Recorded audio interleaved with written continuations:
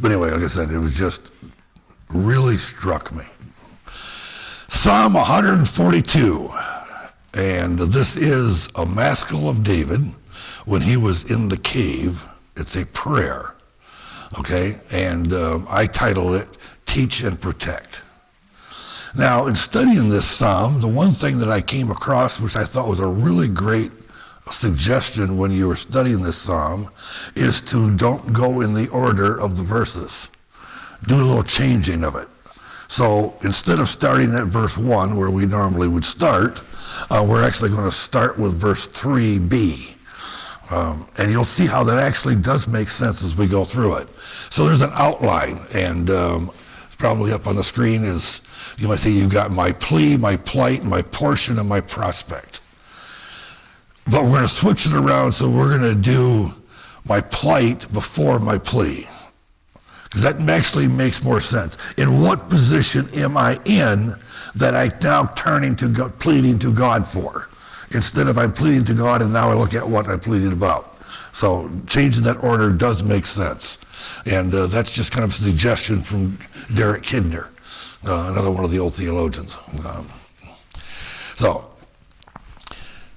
So verse 3b starts off with my plight. In the way where I walk, they have hidden a trap for me. Okay, the pathway that I'm on as I'm going through my life, there's all these traps and things that are there to trip me up. Okay, life is full of that. That's a norm. We're used to it. We know it's a reality.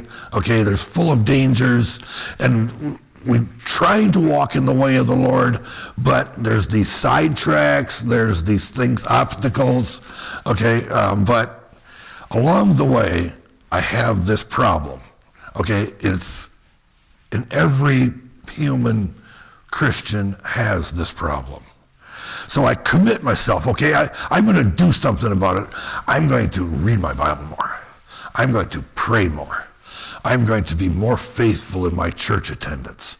I'm going to do all of these things because I know they're good, and I do them, and nothing seems to change.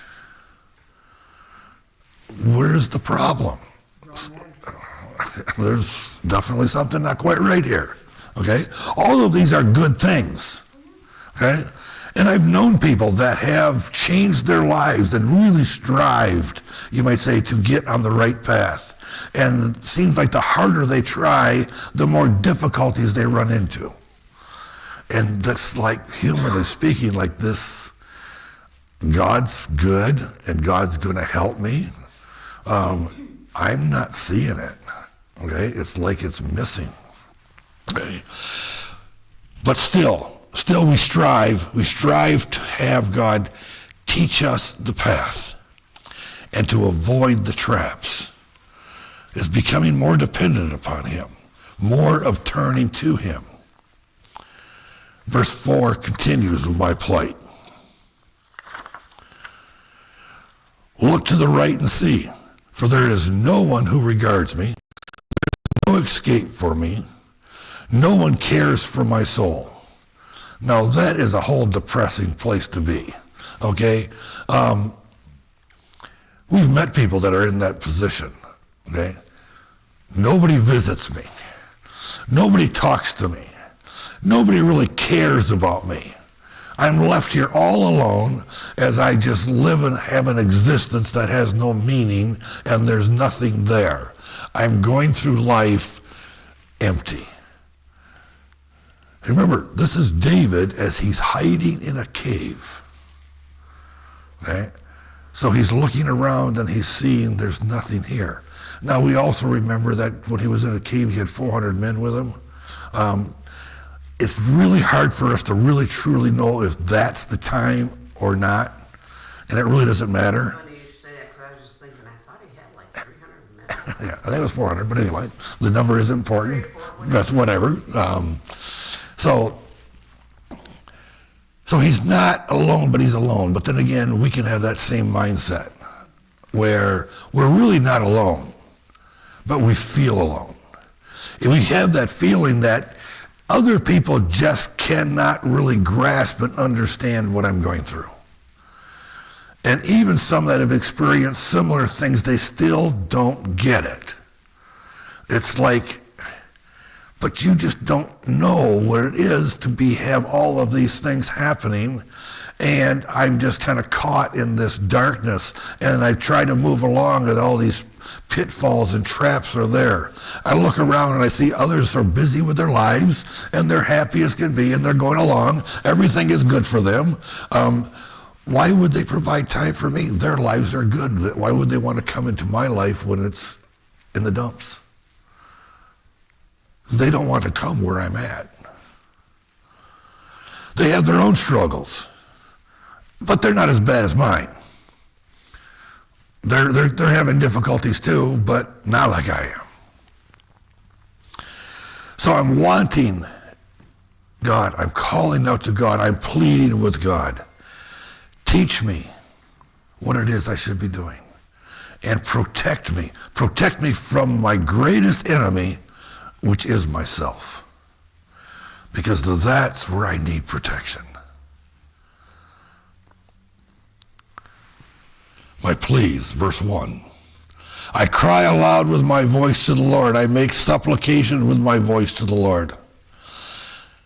See, I'm past that point now. I'm past that point of just quietly praying. I'm sitting in my prayer closet, shutting out those who are around me. So that whole concept of the prayer closet, a place where I can go and be alone with God. And I'm just shutting the world out. And I'm listening. As I cry aloud. And this cry aloud is, I am screaming from my heart, because I'm pleading. Lord, all of these things have been happening, all these difficulties, all these trials, and I'm in this really, really tough place. And I'm sick of it. I'm no longer going to quietly sit by and just feel sorry for myself. I'm going to turn to you, God. And even though I have been, I'm going to truly, seriously turn to you, because I know you are my only hope. So in verse 2, I pour out my complaint before him. I declare my troubles before him. Now I'm finally learning this fact that I need to pour this out before my God, because he does understand. He knows me better than I know me. And I really, really need his help. And I know that if I go to him, I know that if I confess to him, I know that if I plead my complaint before him, he will hear. That's the beginning.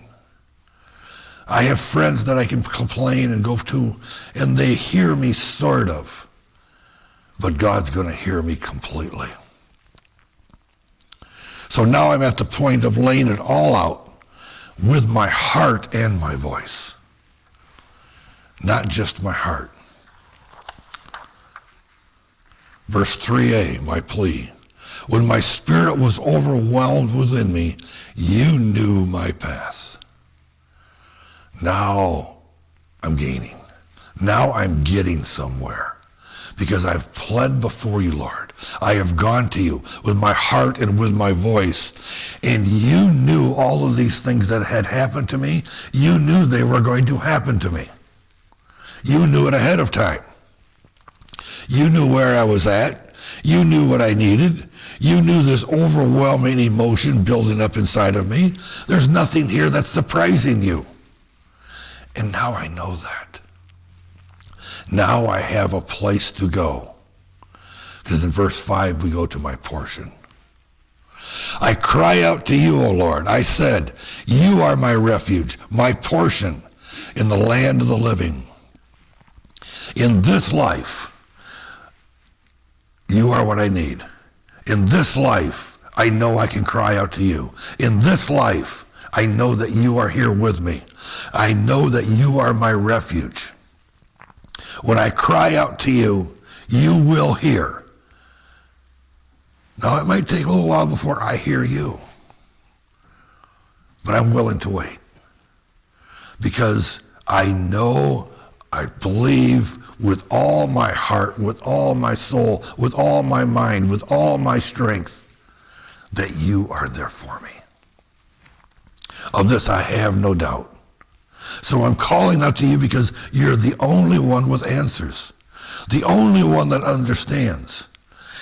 And now I realize I was placed in this place, in this time of history, for a reason. You had a purpose of why I am here, and not just here, but now. We stop and think about all the different times in all of history, all the different parts of the world that we could have been born into, and God placed us here. And he didn't do it just by accident. It wasn't just a lottery. Well, I'm going to throw a few hundred over here and a couple million over there and another 1,000 in that direction. Each individual purpose was born at the right time in the right place for his purpose. Now I understand that. Now I have to find out what that purpose is. And I've got to stop looking at all my difficulties and start looking at what does he have for me. Verse 6a, my portion. Give heed to my cry, for I am brought very low. I'm starting off at a point where I need to be. I'm starting off at that point in which I am really, really down. But that makes me see you more clearly, Lord. That makes me understand you more clearly. Because I'm getting rid of all the garbage out of my life instead of trying to fix it that I know I can't fix it. I have only one place to go, and that's to you.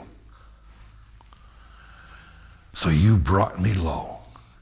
Not only did you place me in this time, not only did you place me in this place, but you also placed me now in a very low place. Because that's what I needed. I needed to be here so that I could see you. Because when things were going good, when everything was wonderful in my life, it was easy to ignore you. Because I really didn't need anything. Life was good. But now it's not so good.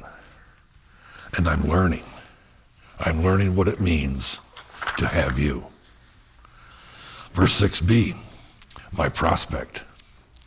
Deliver me from my persecutors, for they are too strong for me. Okay, all my persecutors, all these things that are out there, that are tempting me, that are drawing me in, are taking me off the right path, are laying all these traps for me, where the snares are there, all the things that draw me into things that I should stay away from. I need you to deliver me from these, because I can't do it myself. I need your protection. I need your guidance. And Lord, this is how I'm going back to, I need you to protect me, and I need you to teach me. Because why? Because this world and its temptations are just too strong for me. I cannot do it on my own. I need you to protect me. I need you to guide me. I need you to teach me. Because my salvation is in you and in no one else. And it's not just my salvation being saved from my sins so that I can spend glory with you. It's my salvation in this place and in this time. You're my salvation for we're going forward, because you saved me from even my own missteps, my own veering, my own wrong thinking. You saved me from this. Even those around me try to keep me low. And there are those that will say, where is your God? Why are you suffering so that it doesn't, you've been a good person and you're having all these difficulties.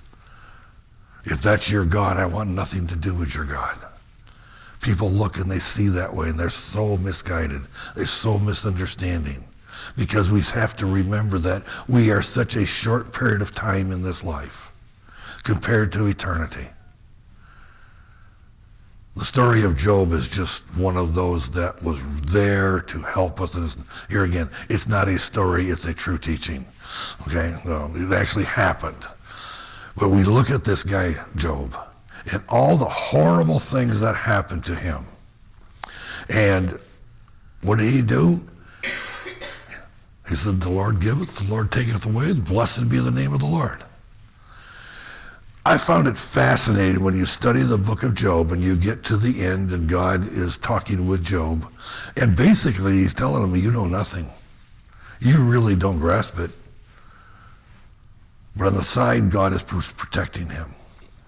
But God never once did God tell Job, you went through this because this is what my plan was.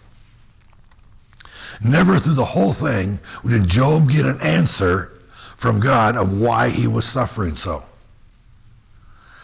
But one thing that is not written down because it happened later, but I can guarantee you is true.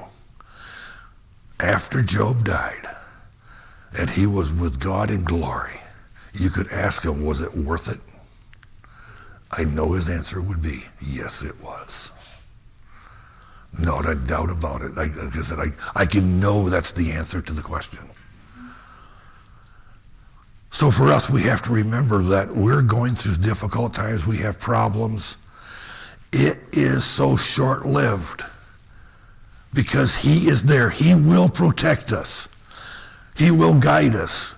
And we will avoid a lot of difficulties if we follow him the best we can. It's a natural outcome of doing things right and good is we receive blessings just because God said do it this way and it works. God's way always works, right? But it doesn't mean we're going to avoid troubles. And in our sinful nature in which we are stuck in, it doesn't mean that we're going to be goody-goody all the time, because we're not, okay? We're going to have evil desires, evil thoughts, even actions. Many things are going to happen. They're going to happen.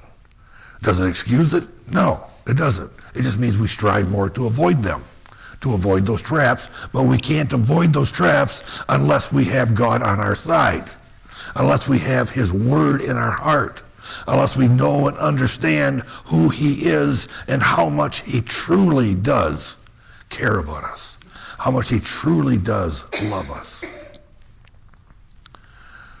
So when we're facing difficulties, we can go to verse 7. Continues with my prospect. Bring my soul out of prison so that I may give thanks to your name. The righteous will surround me, for you will deal bountifully with me. What an uplifting verse to end this psalm. Because we start so low, we start so depressed, we start with all these problems. But it's now, bring my soul out of prison. What's that prison? That prison is this sinful world. That's the prison we are in. And he is going to break us out of it. Well, I should say take us out of it. He's doesn't have to break us out. He's going to take us out. Right? And we're pardoned. Total, complete pardon. Not like the ones we've been hearing lately on the news. Okay? That we're not sure if they're actually right or wrong or good or bad or legal or not. All the debates are going on over it. This pardon is absolute. Because it runs into that question that seems like almost a problem verse where as far as the east is from the west, so far have I removed your transgressions from you. And then the other statement is, I will remember your sins no more. And we say, well, God can forget. Well, actually, no. God does not forget. But it having an impact on what he decides to do, and for us, it's like it never happened. It's that type of a pardon. That all our sins are taken away, and in the sight of God, they no longer do exist. Not that, like I said, not like God forgets, because God doesn't forget. He knew about them before they even happened. But to have it affect his decision when he looks at us. And we're going to look at that in the Sunday school a lot too on this lesson, which talks about kind of the same thing. So, bring my soul out of so that I may give thanks to your name. Because if you take me out of this prison of the sinful world, and I'm not talking about physically removed, I'm talking about where the influences are lessened more and more. Why? Because when I see your greatness and your glory through the lens of righteousness, I can praise you all the more. Because the righteous will surround me. And this is what we have. We have this, what we call the church, which is a fellowship of believers. We support each other. We care about each other. And we try to serve each other in whatever role that God has placed us. For you will deal bountifully with me. The rewards that we have coming, and it's not like we really earn them, yes and no, but it doesn't really matter. Because what God has prepared for each and every one of us is beyond our imagination. It is so great and so glorious that our minds can't begin to comprehend it. Because what God has prepared for his people, and it's also not just the whole group gets this, we all individually will get what he has for us. Every one of us will stand before the throne of God, and we will receive gifts from him that are personalized. It's like, he's going to personalize billions of people? Yes, he is. Okay. Now, he's also going to personalize billions of people that didn't come to him. But that's the whole other side of it. We trust him. We know that what he has for us is good. We know that what he has for us is glorious. Why? Because he is good and he is glorious. So the prison of my own mind and soul will keep me behind bars. If I allow these things to draw me back into those traps, I'm going to stay in prison. But you can, our holy God, will remove me from this pain, because it's painful. It's painful to know that we are caught in this trap that we've made for ourselves, or that others have drawn us into. But you, God, will lift me up. How? By your grace. For you have taught me the way. You have protected me from myself. You will do as you have promised, and I will do as you desire for me.